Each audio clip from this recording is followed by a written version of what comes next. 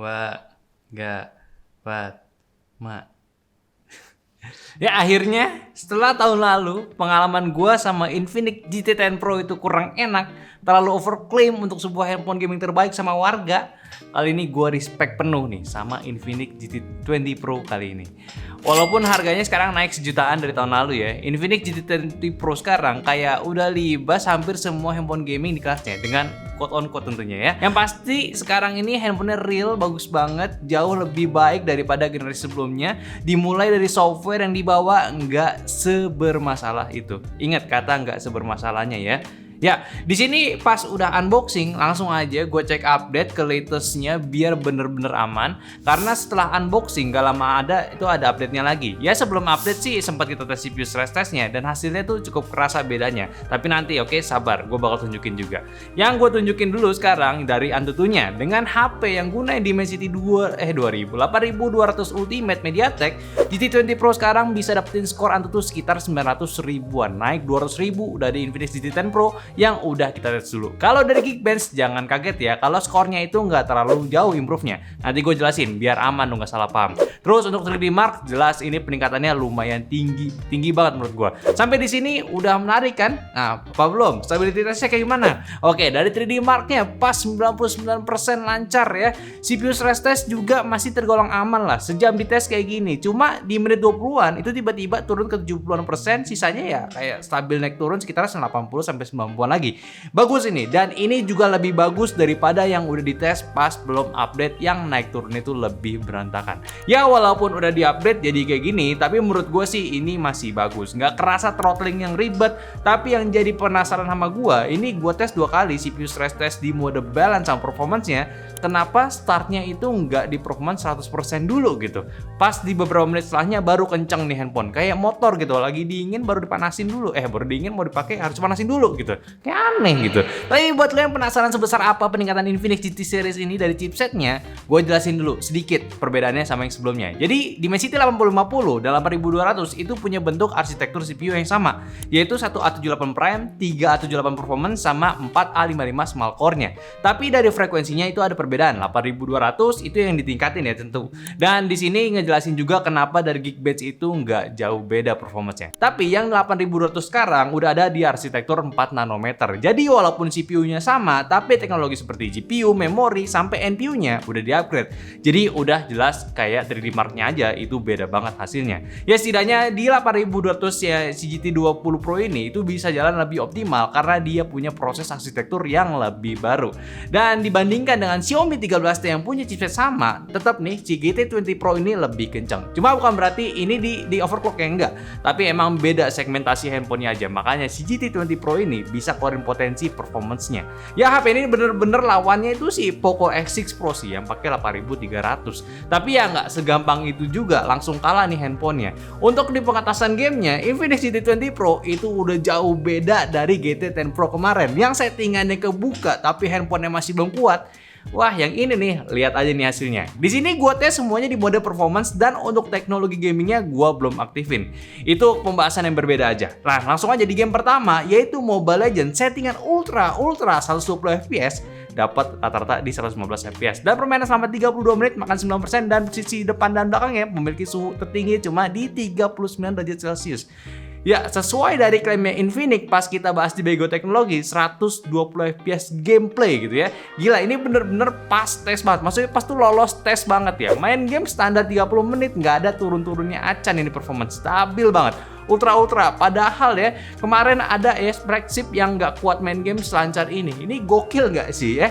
Rata kanan kebuka lancar semua gitu. Nanti deh gue jelasin lagi kenapanya. Atau mungkin lu udah paham ya. Tapi satu lagi nih soal suhu. Ini mentok tertinggi di 39 derajat Celcius. Udah nggak lagi bisa dikomen lagi nih. Jadi langsung aja ke game kedua, yaitu game PUBG. Di settingan smooth ultra ekstrim ya. 105 fps nih dapat rata-ratanya. Dan permainan selama 33 menit itu cuma makan 6% doang.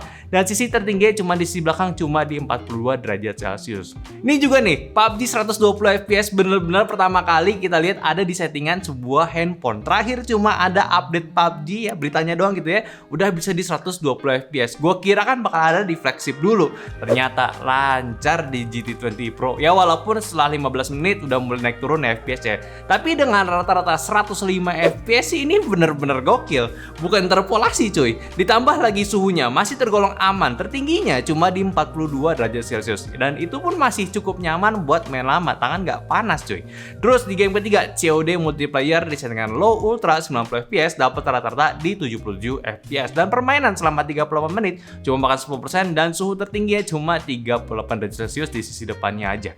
Ya kalau ini sih ya sebenarnya agak kenapa ya nggak dibuka aja gitu settingan 120 FPS ya. Padahal gue yakin ini bakalan kuat kayak PUBG gitu. Tapi settingan mentok cuma di low ultra 90 FPS aja kayak ya banget sebenarnya sih ya. Tapi setidaknya di game ini ya aman lah. 90 FPS udah rata sambil stabil lancar, suaranya enak, gameplay fast-paced pun nggak sulit buat manuver, layarnya ya oke banget. Bahkan gua tes juga di mode 10 versus 10 map Rust ini yang lagi ada di gamenya, ini nggak turun performance-nya cuy, gokil.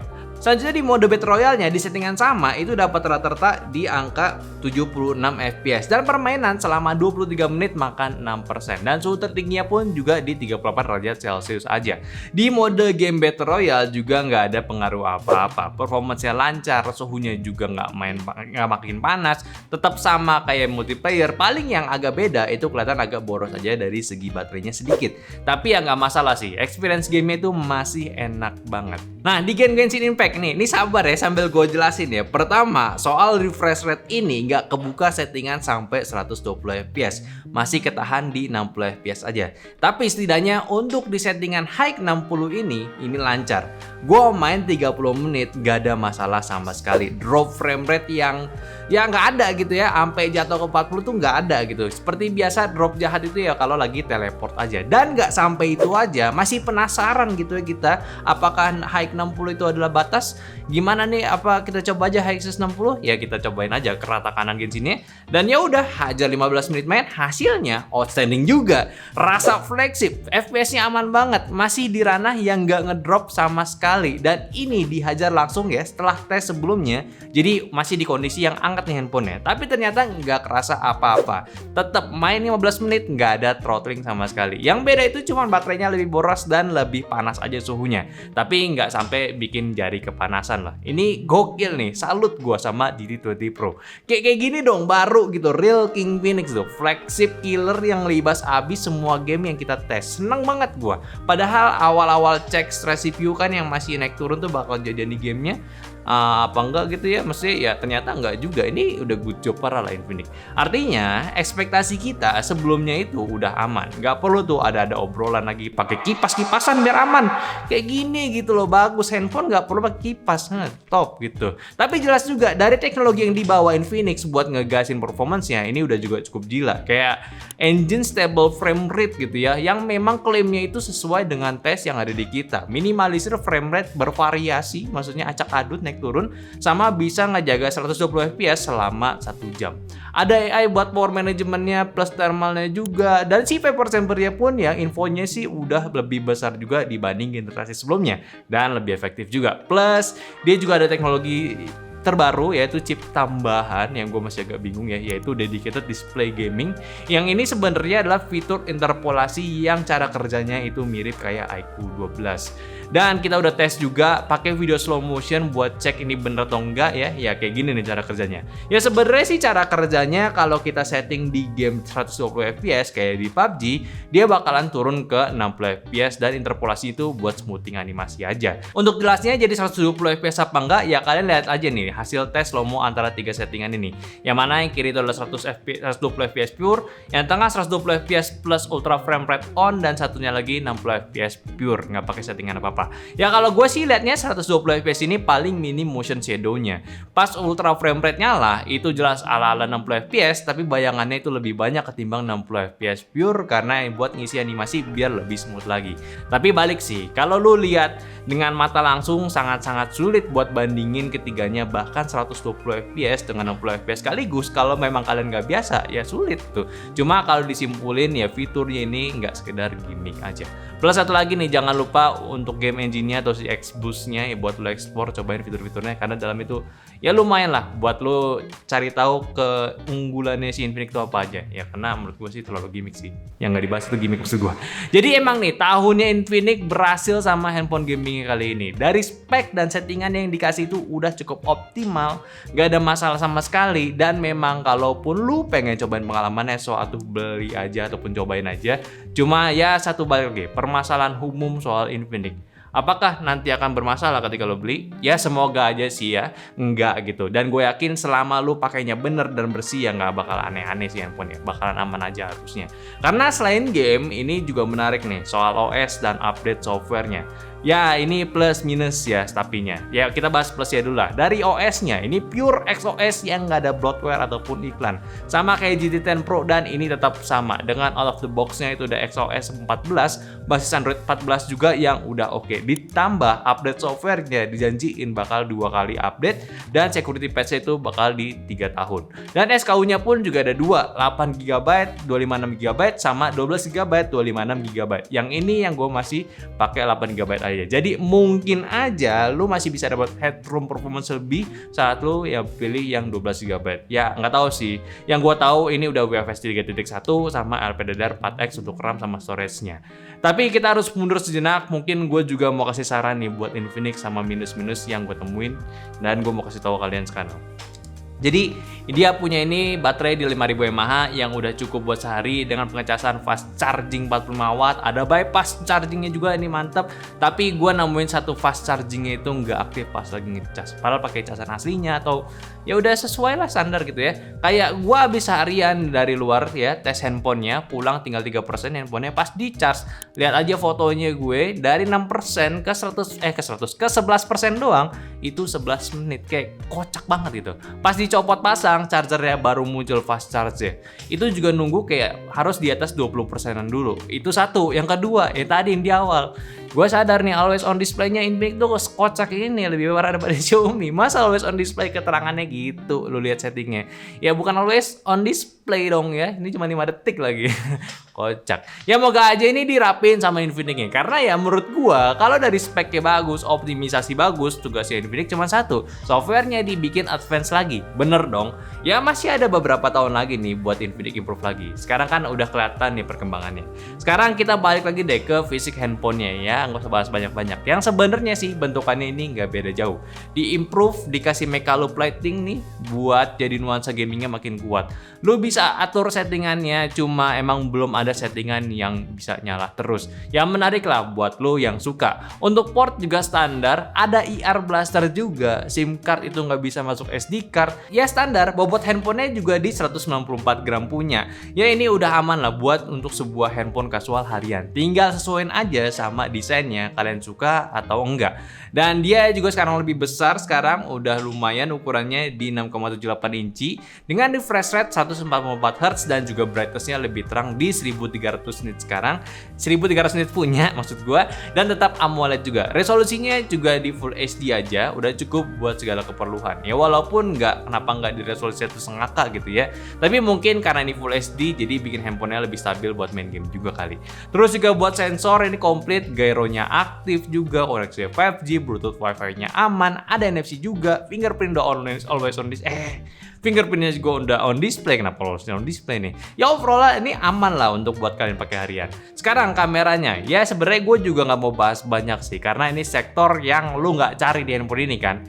Ya nggak apa-apa juga, karena ini handphonenya ya sebenarnya kameranya biasa aja, cuma 1 megapiksel. 108 megapiksel dan 2 kamera gimmick tanpa ada ultrawide ataupun telefoto. Hasilnya sih biasa aja gitu. Bener-bener kayak ini handphone ya bisa foto ya bisa, tapi ya nggak outstanding kameranya, apalagi dibandingin dengan ya kelasan yang di harganya. Foto malam juga standar doang, jadi memang gua nggak akan bahas banyak. Jadi kalau kalian penasaran sama fotonya, mending cek aja fotonya.